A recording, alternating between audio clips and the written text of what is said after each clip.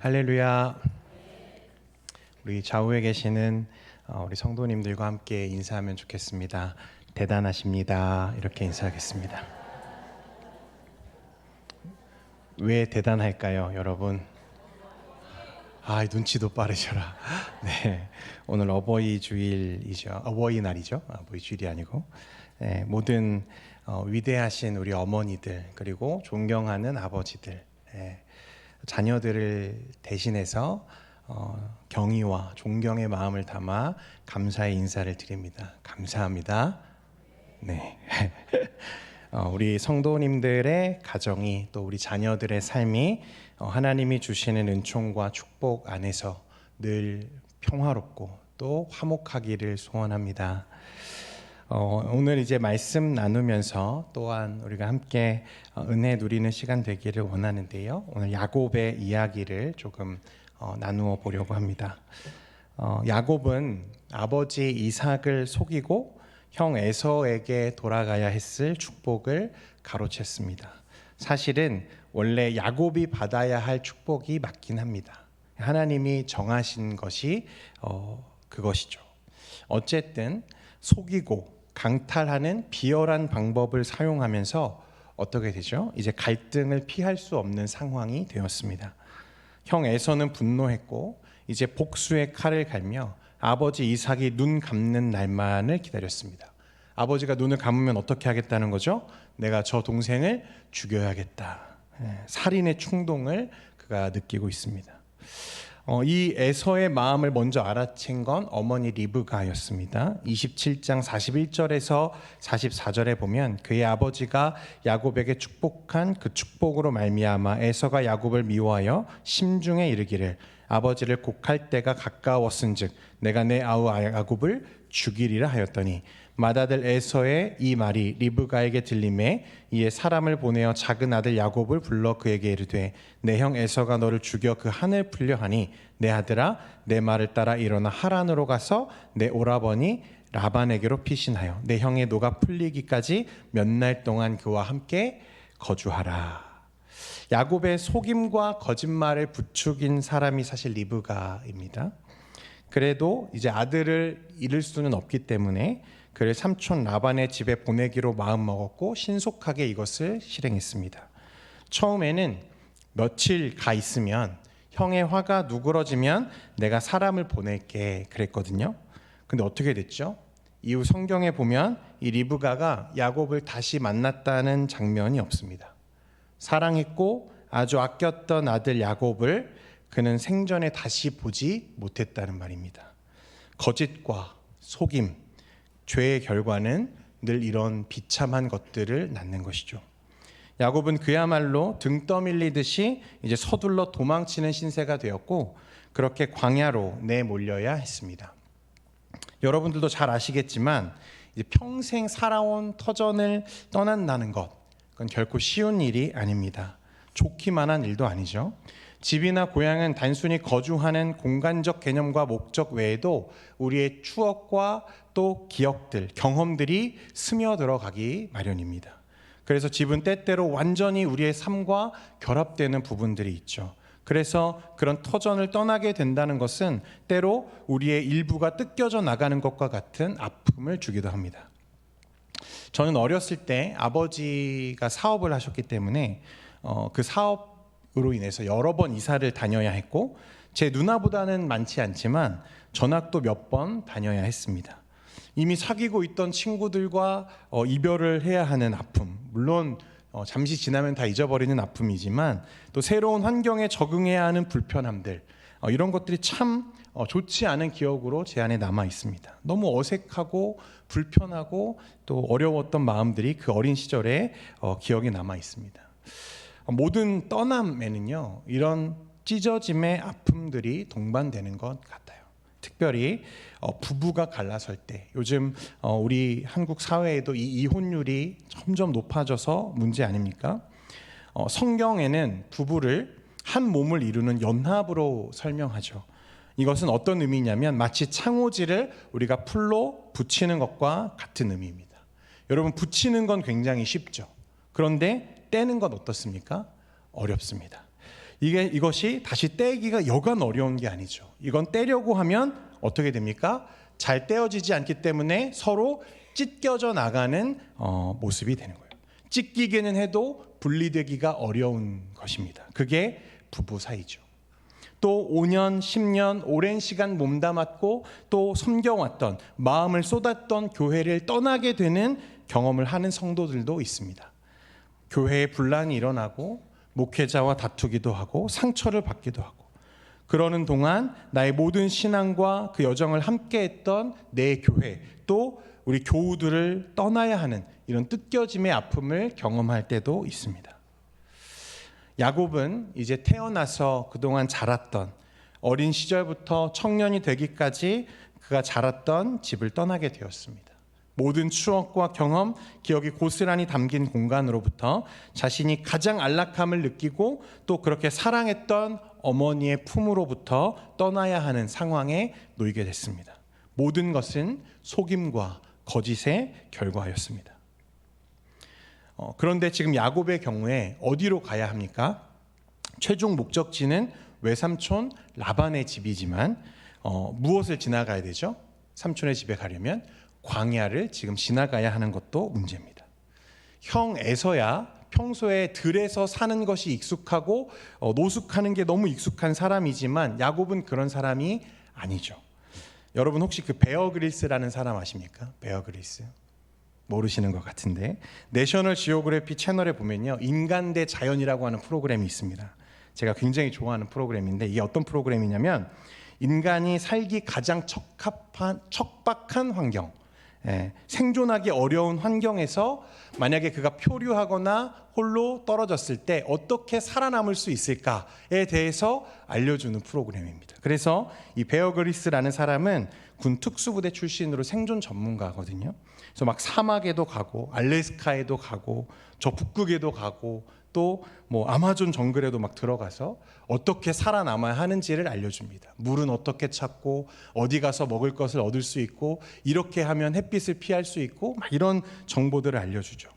생존에 있어서는 뭐가 필수죠? 이런 정보들이 필수적인 거예요. 그런데 광야에 내몰려 있는 야곱은 어떻습니까? 전혀 이런 것들을 알지 못하는, 그저 집 밖에 모르는 사람이었습니다. 그 답답함, 두려움, 또 뜯겨지듯 전해오는 이 고통스러움, 아마 이 야곱을 엄청나게 지금 짓누르고 있었을 것입니다.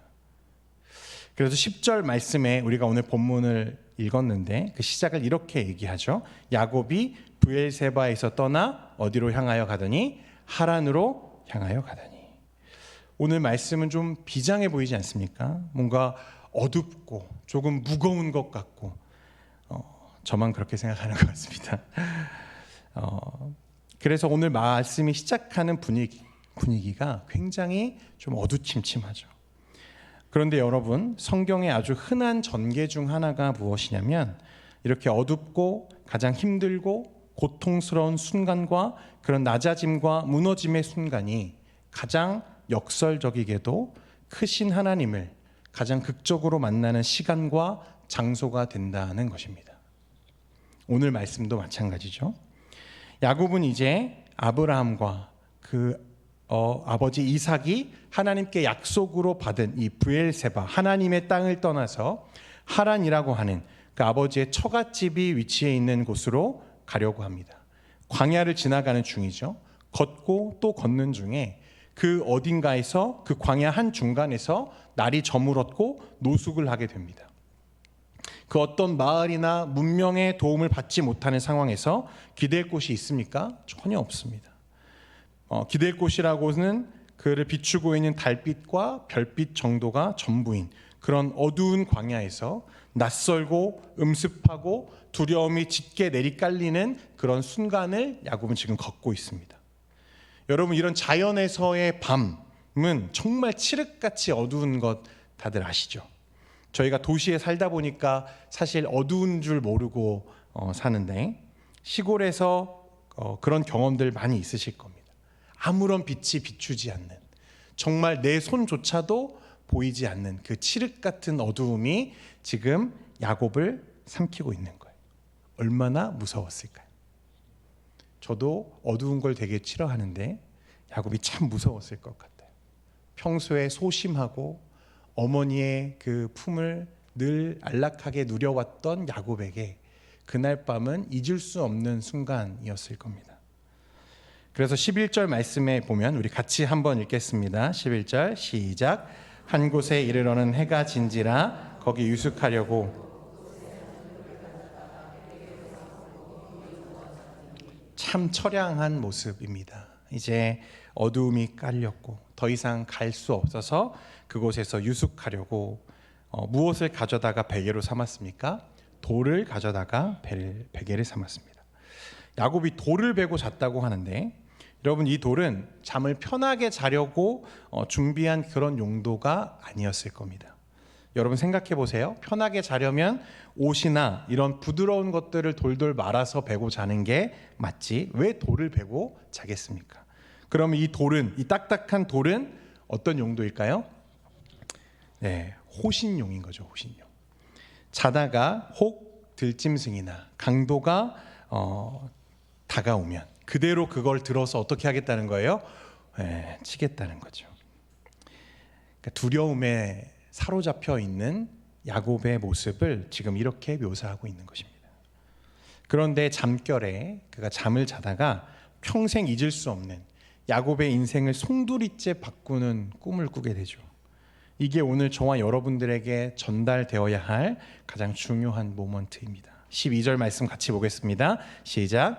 꿈에 본즉 사닥다리가 땅 위에 서 있는데 그 꼭대기가 하늘에 닿았고 또 본즉 하나님의 사자들이 그 위에서 오르락 내리락 하고. 굉장히 난해한 구절이거든요. 이게 어떤 의미일까 잘 모르겠죠. 여러분, 하나님은 분명 낮에 밝을 때 야곱을 찾아오실 수 있고 그를 만나실 수 있는데 왜 이 짙은 어둠이 깔리고 또 야곱이 잠이 들자 그를 찾아오셨을까? 잘은 모르겠지만 이런 의미인 것 같아요. 잠을 잔다고 하는 건 어떤 거죠? 여러분, 우리가 우리의 몸과 마음을 주장할 수 없는 가장 수동적이고 가장 무기력한 순간이 언제입니까? 잠을 자는 순간이죠. 우리가 스스로 무언가를 할 수 없다고 여기는 그 순간이 잠을 자는 순간입니다. 하나님이 짙은 어둠이 깔리고 이제 가까스로 그 두려움을 달래며 잠을 든 야곱에게 찾아오시고 꿈에서 그를 만나시는 이유는 뭐냐면 우리가 스스로 무언가를 할 수 없다고 하는 순간이 가장 하나님을 만나야 하는 순간임을 우리에게 말씀하시는 것 같아요. 쉽게 말하면 힘을 좀 빼라고 우리에게 말씀하시는 것 같다는 생각이 듭니다. 우리가 하나님을 기다릴 수밖에 없을 때에 우리를 누가 찾아오세요? 하나님이 우리를 찾아오세요.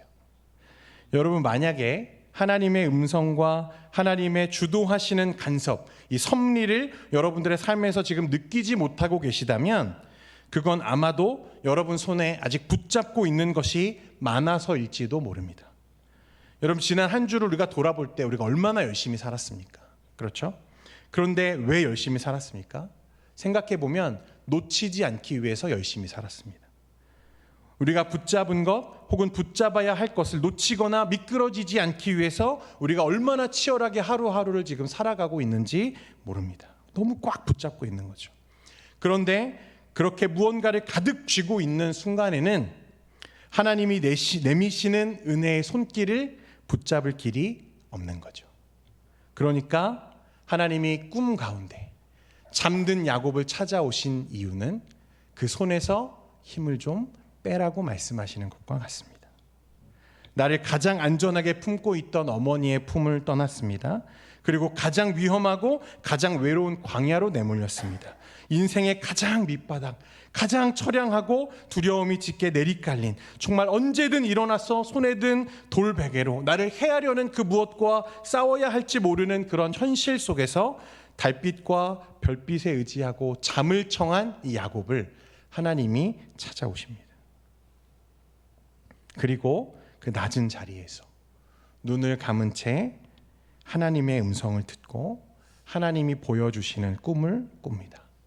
그리고 그 순간이 야곱의 인생을 송두리째 바꾸는 역전의 현장이 되죠. 그의 인생이 어떻게 바뀌었는가, 이 날을 기점으로 어떤 변화가 그의 삶에 일어났는가, 그것을 전부 우리가 살펴볼 수는 없지만 이 날이 그 모든 변화와 모든 일들의 시작인 건 분명합니다. 이후에 야곱의 모습들을 살펴보면요, 그는 오직 자기의 만족을 위해서라면 형과 아버지도 속이고 가능하다면 하나님도 속이려 했을 사람인데, 그렇게 계산적이고 이기적인 야곱인데 이후로 하나님의 말씀과 약속을 따라 살아가는 믿음의 삶으로 그가 세워져 가는 모습들이 계속 나옵니다. 야곱은 달라진 거죠. 가장 불신앙적인 모습으로 하나님의 약속을 얻어낸 야곱이 이날의 기점으로 경험되는 그 하나님의 은혜를 통해서 그 아버지 이삭을 월등히 뛰어넘는 믿음의 사람으로 서게 되는 것을 우리가 보게 됩니다. 오늘이 그 순간인 거죠. 이런 상황을 우리는 이렇게 정리해 볼 수 있을 것 같아요. 꿈속에서 눈 감은 채 듣게 되는 그 하나님의 음성이 이후로 눈 뜨고 현실을 살아가는 우리의 모든 현실을 압도하고 지배하는 삶. 그 꿈속에서 만난 하나님의 음성이 우리의 삶을 이끌어가는 동력이 된다는 거예요. 지금 야곱이 그런 순간을 만나고 있습니다. 성도 여러분, 혹시 그런 경험들 다 있지 않으십니까? 현실과 눈앞에 있는 문제와는 전혀 다른 방향으로 하나님의 말씀이 우리를 이끌어 가실 때가 있죠. 현실의 문제는 그렇게 녹록지 않고 태어날 수 없는 그런 상황인데도 불구하고 어느 순간 하나님의 말씀이 내 마음을 압도하고 내 마음에 평강을 주시는 경험들을 할 때가 있습니다. 오늘 당장 뒤돌아서면 내가 어떻게 될지 모르는 절체절명의 순간인데 그런 현실을 압도하는 하나님의 말씀이 내 삶을 뚫고 들어오는 그런 순간들이 있는 거죠. 그게 성도의 삶에 누려지는 순간들이 있고 야곱은 지금 그런 상황을 만나고 있는 거예요. 꿈에서 들은 하나님의 음성이 내 현실을 이끌어가는 힘이 되는 우리 성도들은 사실 그렇게 사는 거죠. 믿습니까? 여러분, 요즘 우리 청년부가 부흥하고 있다는 소식을 듣고 계시죠? 많은 분들이 우리 안 목사가 열심히 해서 그렇게 됐다고 말씀해 주시는데 정말 감사해요. 그런데 저는 아직 부흥이 시작되지 않았다고 믿습니다. 이 정도가 부흥이면 안 되는 거죠. 저는 진짜 우리 청년부 부흥했으면 좋겠습니다. 할렐루야. 다들 제가 수고해서 잘 되었다고 해주시는데 그것도 감사해요. 그런데 정말 제가 수고해서 그렇게 되는 거라면 100번 아니라 1000번이라도 수고하겠습니다. 그런데 제가 수고해서 된 것은 결코 아닙니다. 근데 한 가지만큼은 분명히 제가 말할 수 있는데 이건 하나님이 하시는 일이라고 말할 수 있습니다. 제가 청년부 사역을 처음 맡으면서 이게 벌써 2년, 3년 전 일이죠.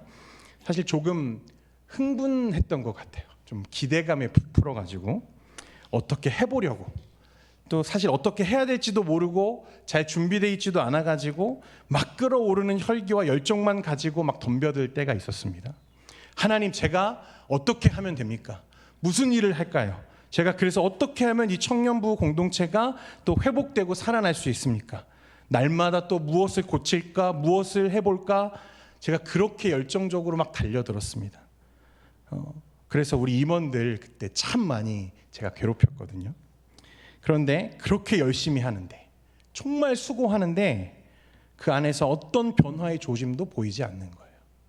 오히려 리더들, 간사들, 임원들은요 더 지쳐가고 있었고 실제로 지쳐서 번아웃 되어서 공동체를 떠난 지체도 있습니다. 너무 안타까웠어요. 제가 어느 날은 또 기도하는 가운데 그런 모습들을 제가 회개한 일이 있었는데 그날도 하나님께 하나님 길을 좀 알려주세요. 제가 어떻게 하면 됩니까? 무엇을 하나님 해보면 될까요? 제가 어떻게 하면 되니까 계속 기도를 하는데 하나님이 저에게 깨닫게 하시는 은혜를 주시더라고요. 기도하는 가운데 하나님이 가만히 잠잠히 깨닫게 하시는데, 경민아, 내 교회는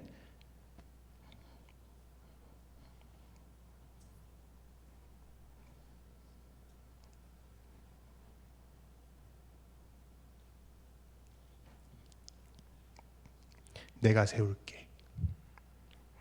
내 교회는 내가 책임질게. 그런데 너는 네 옆에 있는 그 청년들을 좀 사랑해 줄 수는 없겠니? 라고 말씀하시는 것 같았어요. 그날 정말 많이 울었습니다, 여러분.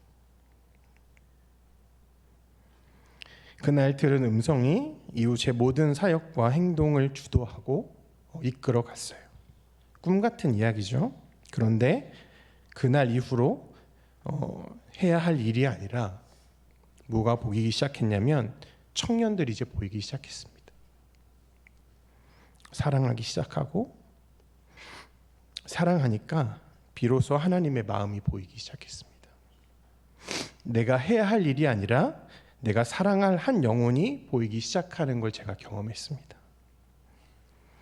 눈 감은 채 들은 하나님의 음성이 이후 내 모든 행동과 마음과 생각을 주장하고 그 상태로 내가 현실을 보기 시작하니까 그 현실이 이전과 전혀 다르게 보이기 시작했습니다.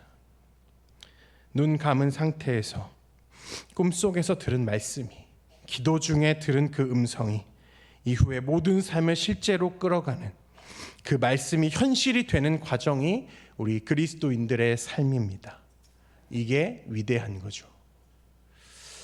여러분, 하나님의 음성과 은혜를 경험한다는 건 우리가 살고 있는 현실이 갑자기 드라마틱하게 환타지처럼 변하는 게 아닙니다. 오늘 야곱은 꿈속에서 하나님을 만났지만 그는 여전히 어디에 있습니까? 광야에 있습니다. 여전히 도망치는 중이고 여전히 짙은 어두움에 있을 뿐입니다. 우리의 현실도 마찬가지죠. 눈을 뜨고 다시 현실을 바라보면 여전히 막막하고 여전히 답답하고, 그런데 이 하나님의 음성이 우리의 삶을 지배한다는 것은 눈 감았을 때 들은 그 말씀이 내 마음과 생각을 통과하면서 눈 뜨고 보게 되는 현실을 새롭게 빚어가는 경험을 하는 것입니다. 똑같은 현실인데 달라요. 이상하게 마음이 평안해집니다. 확신이 생기고 용기가 나는 거죠. 그런 은혜가 우리의 삶에 있기를 원합니다. 이제 야곱이 꿈속에서 본 그 꿈 얘기를 좀 해봐야 될 것 같은데요. 12절에 우리가 보았지만 한 번 더 보면 꿈에 본즉 사닥다리가 땅 위에 서 있는데 그 꼭대기가 하늘에 닿았고 또 본즉 하나님의 사자들이 그 위에서 오르락 내리락 하고, 야곱은 그 끝이 하늘에 닿은 사다리를 보았습니다. 그리고 그 사다리를 누가 오르락 내리락 하고 있는 거죠? 하나님의 사자들, 천사들이 오르락 내리락 하고 있는 것을 보게 됩니다. 이게 무슨 의미일까? 많은 견해들이 있지만 한 신학자가 어떻게 이걸 얘기했냐면, 고대 유대인들은 이 말씀을 어떻게 이해했는가를 살펴보면 천사들이 이 하나님의 약속 가운데 택한 이 야곱을 보기 위해서 앞다투어 설레발치듯 오르락 내리락 하고 있는 장면이었다고 말했습니다. 그러니까 도대체 이 야곱이 누구길래, 저가 어떤 사람이길래 하나님이 그를 귀히 여기시는가? 창조주 하나님, 온 세상의 주권자, 유일하신 하나님께서 너무나 특별히 여기시는 이 야곱은 도대체 어떤 존재인가? 그걸 보려고 천사들이 막 앞다투어서 서로 설왕설래하는 모습으로 이해했다는 거예요. 야, 비켜봐, 나도 야곱을 좀 한번 봐야겠어. 야, 저리 비켜봐, 내가 먼저 볼 거야 라고 하면서 서로 앞다투듯이 그렇게 다투는 모습을 지금 야곱이 보고 있는 거죠. 그러니까 누워있는 야곱에게 보여지는 이 환상은 이 야곱이 하나님께 얼마나 특별한 사람인지, 그가 하나님과 얼마나 강력한 은혜와 약속으로 연결되어 있는지를 지금 보여주는, 확정해 보여주는 장면이었습니다. 그 천사들조차도 궁금해하고 신기해할 정도로 하나님이 누구를 사랑하신다는 거예요? 야곱을 사랑하신다는 거예요. 동일하게 하나님이 누구를 사랑하십니까? 저와 여러분을 사랑하십니다. 저는 이 해석이 참 마음에 듭니다. 이 적막하고 두려움이 짙게 내리깔린 광야의 쓸쓸한 이 한 자리에서 야곱아, 내가 너를 너무 사랑해. 내가 너를 너무 사랑해. 너는 나에게 너무 특별해 라고 말씀하시는 하나님의 음성을 그가 듣고 있는 것입니다. 13절에 보니까 또 본즉 여호와께서 그 위에 서서 이르시되 나는 여호와니 너의 조부 아브라함의 하나님이요 이삭의 하나님이라. 내가 누워 있는 땅을 내가 너와 내 자손에게 주리니 했습니다. 지금 야곱이 누워 있는 곳은 광야입니다. 광야는 모든 게 결핍된 장소예요. 물도 없고 춥고 또 낮에는 덥고, 그래서 광야하면 내가 버려진 것 같은 생각이 들게 하는 장소죠. 나는 완전히 버려진 것 같은 시간이고 공간이 광야입니다. 그런데 여러분, 그 광야에서만 만날 수 있는 하나님이 계세요. 그래서 광야는 정말 싫지만 또 피하고 싶은 곳이지만 역설적이게도 그 광야가 우리 인생에 꼭 필요한 것 같아요. 이스라엘 백성들이 과거 모세를 따라 출애굽했을 때 여러분 어디로 들어갔죠? 광야로 들어갔습니다. 그리고 그곳에서 몇 년을 떠들죠? 40년을 떠들죠. 얼마나 힘들었겠습니까? 낮에는 죽을 만큼 덥고 밤에는 죽을 만큼 춥고 물 한 모금 시원하게 마시기 어려운 그 척박한 광야에서 200만 명이 넘는 민족이 몇 년을? 40년을 산다고 생각해 보십시오. 얼마 전에 새벽 예배 때 제가 200만 명 사진 보여드렸죠. 여러분 생상을 해보십시오. 그 많은 인원이 한 모금씩만 마시려고 해도 물이 얼마나 많이 필요하고, 그 많은 인원이 매일같이 아침, 점심, 저녁에 배부르게 먹으려면 얼마나 많은 양식이 필요했겠습니까? 그런데 놀라운 건 40년 동안 단 하루도 하나님은 그들을 굶기지 않으셨습니다. 그 광야를 걷는 내내 하나님께서 그들과 함께 하셨다는 말입니다. 아침에는 만나로, 저녁에는 메추라기로, 낮에는 구름 기둥으로, 밤에는 불 기둥으로 광야에서만 만나는 하나님의 은혜가 있는 거죠. 광야의 시간, 광야의 공간은 우리 모두에게 버려진 것 같은 느낌을 갖게 하지만, 그런데 그 시간과 공간이 우리로 하여금 우리가 하나님의 자녀라는 사실이 확증되는 양면적인 장소이기도 합니다. 여러분, 그 나의 끝 예수의 시작이라는 책이 있는데요, 카일 아일들먼이라고 하는 목사님이 쓰신 책입니다. 이 목사님이 책 서두에 아주 소중한 경험 하나를 이제 공유하는데요. 이 목사님이 어느 날 전화 한 통을 받게 됩니다.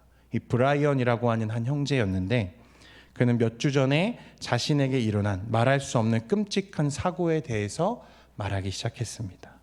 자신의 하나밖에 없는 아들이 집 앞에서 놀다가 차에 치여 죽었다는 거예요. 무슨 말을 할 수 있었겠습니까?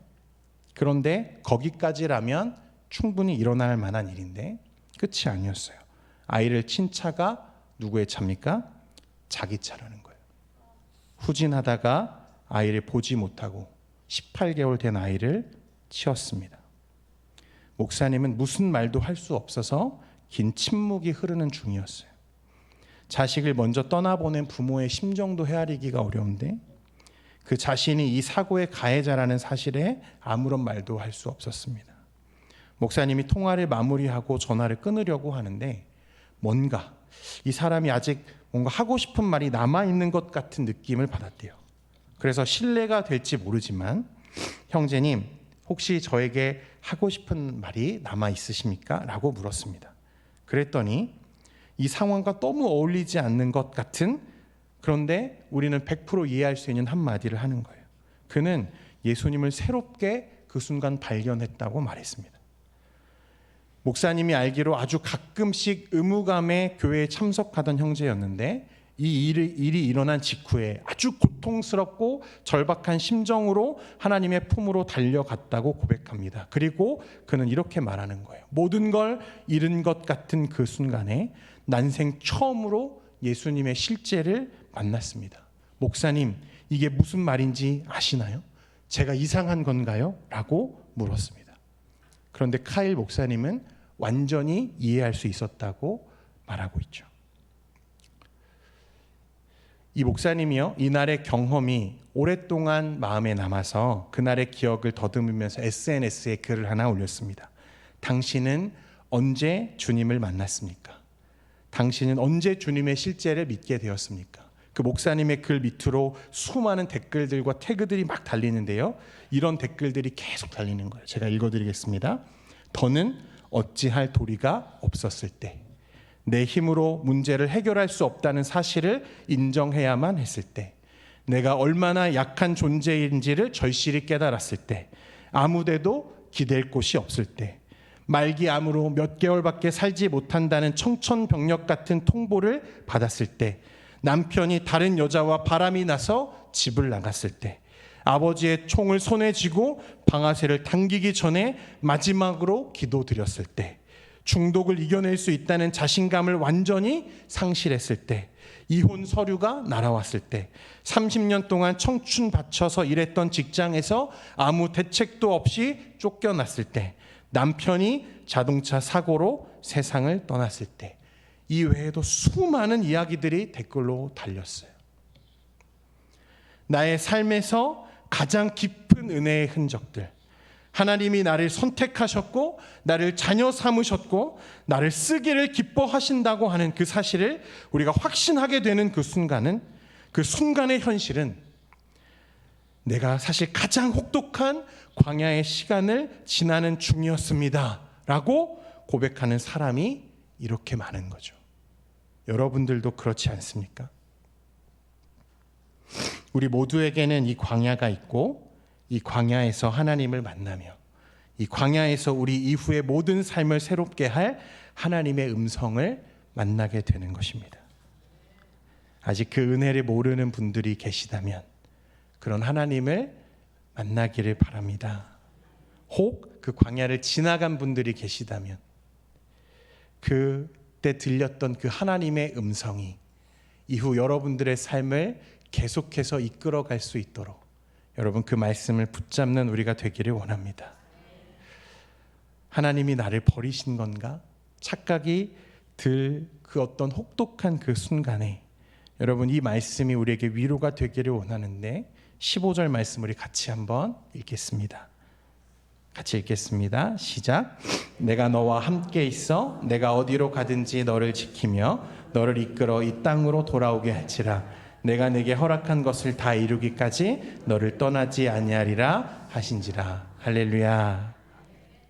주님이 우리를 광야로 이끄셨다면 그건 우리를 향한 하나님의 일이 시작되는 순간임을 믿으시기 바랍니다. 그곳에서 주님을 만나며 내가 얼마나 존귀한지, 하나님이 나를 얼마나 특별하게 여기시는지 알게 되는 시간 되길 원합니다. 우리 찬양 하나 하기를 원하는데요. 광야를 지나며라는 찬양입니다. 사실 이 찬양 고르면서 여기 계시는 성도님들 잘 모르실 것 같아서요. 혹시 아시는 분들은 같이 부르시고, 혹시 모르시는 분들은 여러분 힘을 빼고 눈을 감고 오늘 이 찬양의 가사를 여러분 마음에 조금 묵상해 보면 좋겠습니다.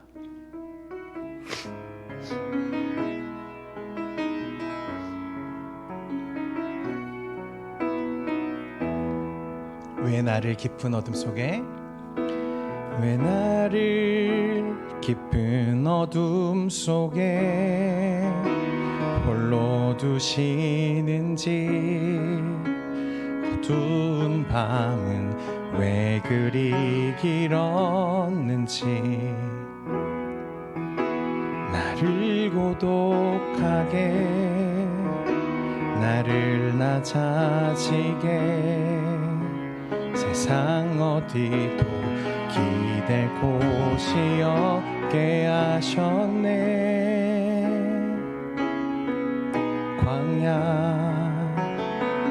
광야에 서 있네.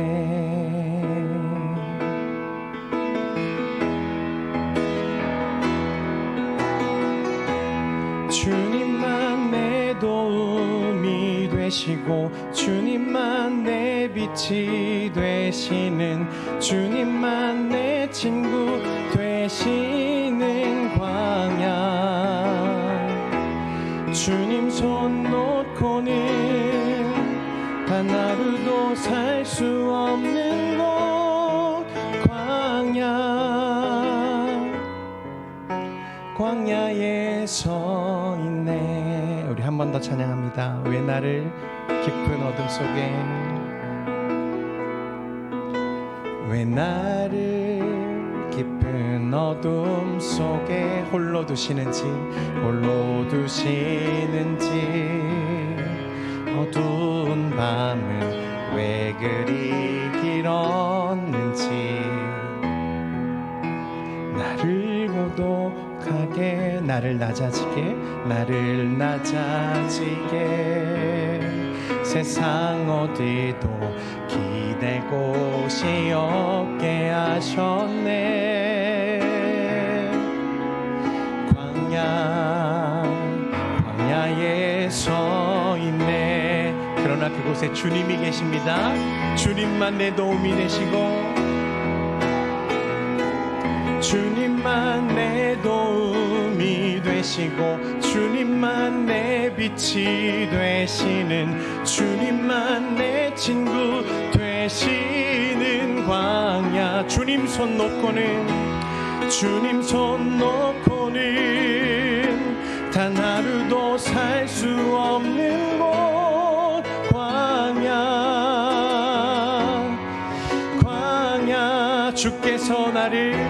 주께서 나를 사용하시려 나를 더 정결케 하시려 나를 택하여 보내신 그곳 광야. 성령이 내 영을 다시 태어나게 하는 곳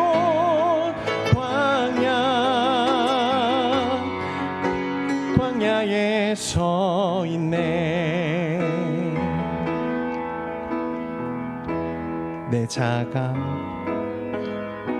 내 자가 산산이 깨지고 높아지려 했던 내 꿈도 주님 앞에 내어놓고 오직 주님 뜻만 이루어지기를 나를 통해 주님만 드러나시기를.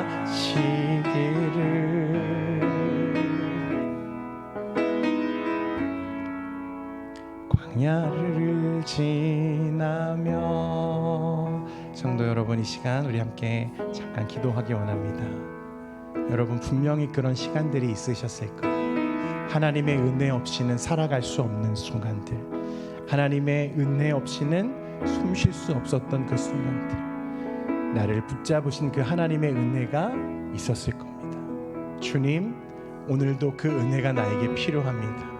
나의 치열한 이 삶 가운데 하나님의 말씀 없이는 내가 단 하루도 살 수 없습니다. 주님, 내가 이 말씀에 붙잡혀 살아가는 인생으로 오늘 야곱과 같이 주님 하나님을 따라가는 삶으로 하나님의 말씀을 이루어내는 삶으로 내가 살아갈 수 있도록 주여 오늘도 나에게 말씀하여 주옵소서. 우리 함께 기도하기 원합니다. 기도하겠습니다. 거룩하신 하나님 아버지, 이 짙은 어두움이 내려 깔려있는 이 광야에서 야곱이 오늘 하나님의 음성을 쫓으며 하나님의 꿈을 꾸며 하나님 그렇게 다시 일어나고 있는 것처럼 하나님 우리 모든 성도의 삶 가운데 하나님 우리가 통과해 가야 하고 때로는 거쳐 가야 하는 이 광야의 시간 속에 하나님 단 하루도 하나님 없이는 살 수 없는 단 하루도 하나님 견딜 수 없을 것 같은 그 어두움 속에 하나님 우리를 버려두지 마시고 하나님 우리가 주의 말씀으로 다시 일어날 수 있도록 주여 오늘도 말씀하시고 우리를 이끄시고 붙잡으시고 비춰주시고 하나님의 은혜로 우리를 인도하시기를 주여 간구합니다.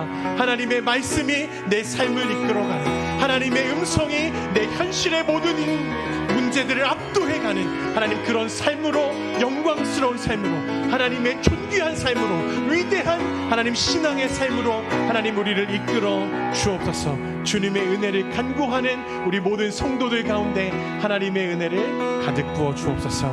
모든 말씀 예수님의 이름으로 기도합니다. 아멘. 귀한 말